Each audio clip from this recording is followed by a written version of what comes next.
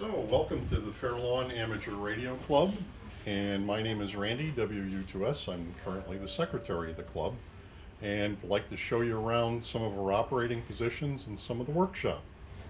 So, we have altogether 5 operating positions. Over here you see the first 2 of them, and they're set up with a variety of older and middle-aged and very modern equipment, and we'll show you all sorts of those things. Hey, Rich. Don't want to break the limbs. Also around the corner here we have some of our museum display. As you see, we've got older equipment, some vacuum tubes, some QSL cards and literature from days gone by, test equipment in the case all the way to the right, some of the more antique stuff. And in addition, we have a lot of modern equipment as well. Operating position 2 to your left is often used by people interested in operating CW or Morse code. And the station's in use pretty much every Friday.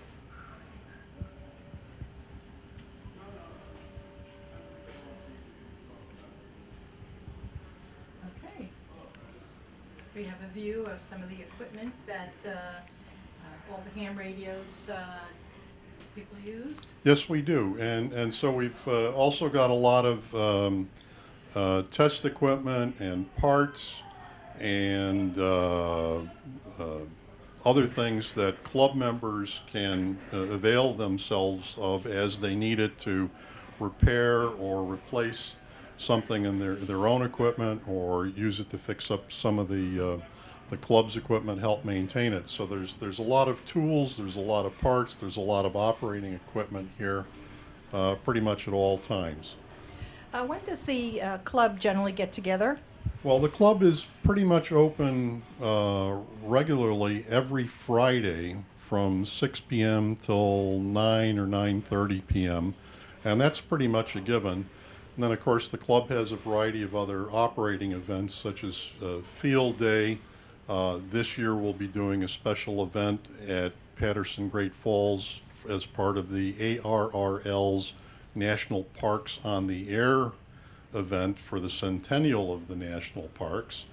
And we also support local community events such as the Fair Lawn Memorial Day Parade, in which we provide communications, as well as the Fair Lawn 4th of July fireworks display, and a variety of other local events that we support for 5K racing and a county bicycle race as well. So there's a lot of activities that go on. The club has also in the past opened up for special events, as we did last year from one of the contests, and we're hoping to do that more frequently, because as you see, we have a very large variety of nice operating equipment here, and quite an elaborate antenna farm on the roof of the building. So we'd like to make it available for members to use more frequently. Now, do you know how to, if you're interested in becoming a ham, what the requirements are? There's different levels. Yes, there are. Well, there's in effect three levels or classes of licensed: technician, general, and amateur extra. But getting started is really quite simple. All it requires is expressing an interest, being just generally interested in radio, and getting a technician license is almost effortless today. I mean, between the variety of study materials and traditional books that are available, there's a variety of study guides available online, a couple of which are free, if I recall, that make it almost impossible to not get your first technician license. And of course, at a club like Fair Lawn here, we have a bunch of people that are actively engaged in both assisting people in learning, as well as at least one Saturday a month, we actually conduct the test sessions here as well.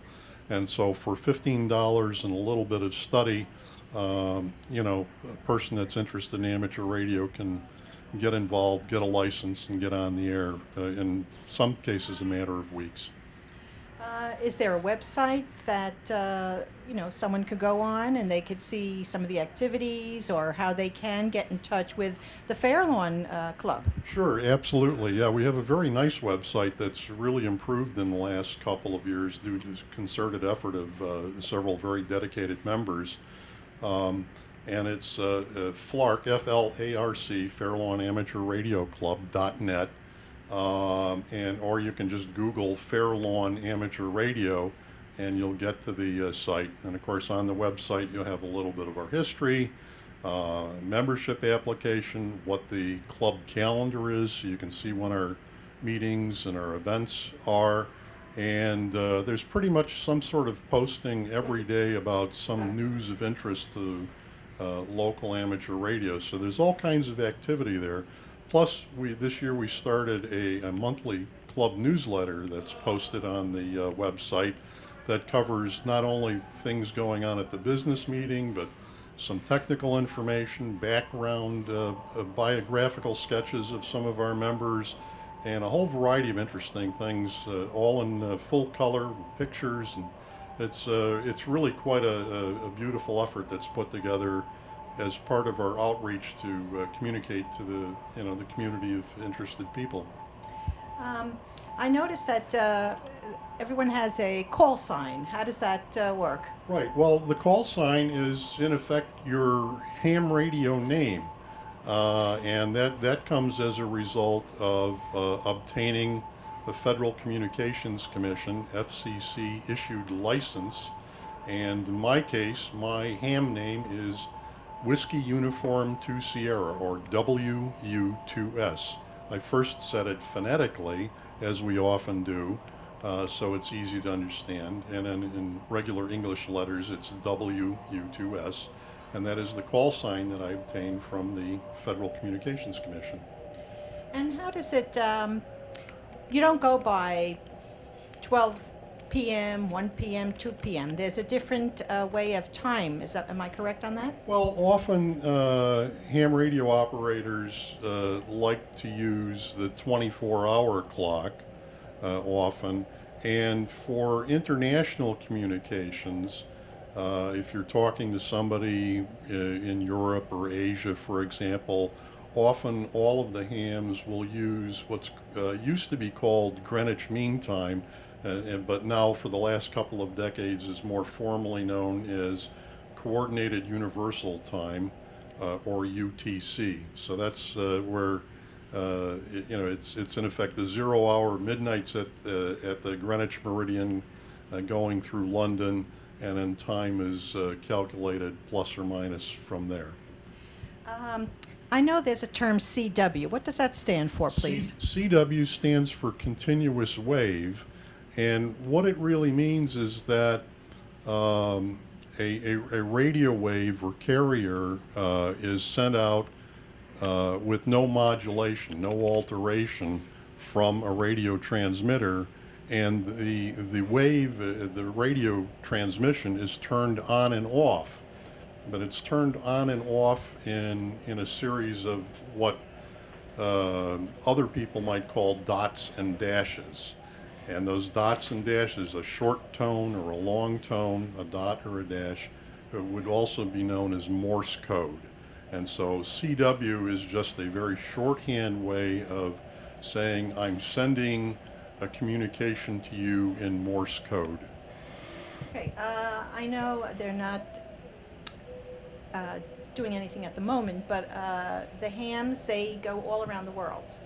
Well, yeah, hams can communicate all around the world with surprisingly simple and inexpensive and very low-powered equipment. In fact, that's one of the things that has always attracted me, and I think it attracts a lot of ham radio operators, is the sort of magic that comes about knowing that you're sitting at some place here in the United States, and with literally very little electrical power, sometimes as little as might come out of a single battery in a flashlight, you could communicate with some ham radio operator across the continent, across the world, And I've made dozens of contacts on extremely low power, even to Europe. And to me, that's just kind of magical that it's actually feasible to do that. Again, with equipment that's very simple and such low power. You don't need to be an international shortwave broadcaster with radio towers 300 feet tall and 50,000 watts of power to get your message out. A few watts and a simple wire antenna might be all you need. Well, thank you very much, Randy, WU2S. That's WU2S here in Fair Lawn. Everything can fix. It's a